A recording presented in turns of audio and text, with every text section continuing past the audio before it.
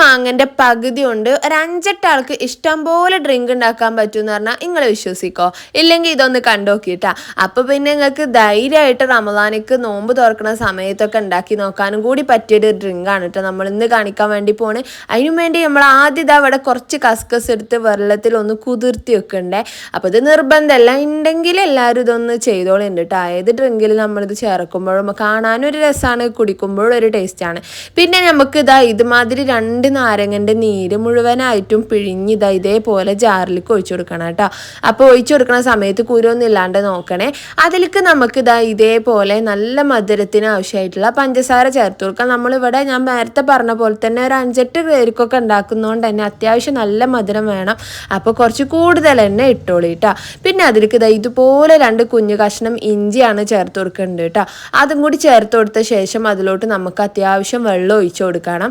വെള്ളം ഒഴിച്ചു കൊടുത്ത ശേഷം നമുക്ക് അതിലേക്ക് വേണ്ടത് അതേപോലെ നമ്മൾ നേരത്തെ പറഞ്ഞ മാതിരി തന്നെ ഒരു മാങ്ങൻ്റെ പകുതി പോലും വേണ്ട എന്നുള്ളതാണ് സത്യം.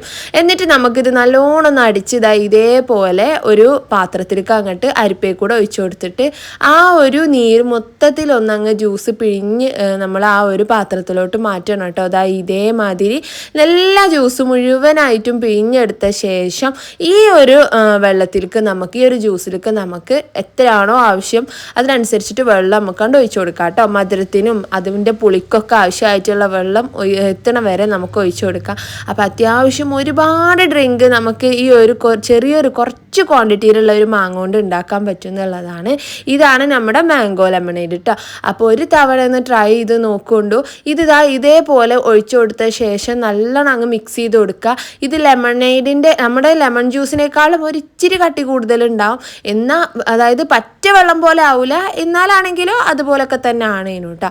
ഏറ്റവും ലാസ്റ്റായിട്ട് കുതിർത്തി വെച്ചിട്ടുള്ള കസ്കസും കൂടി ചേർത്തിട്ട് നല്ലോണം ഇളക്കി കൊടുത്തതിന് ശേഷം വേണം നമ്മളിത് സെർവ് ചെയ്യാൻ.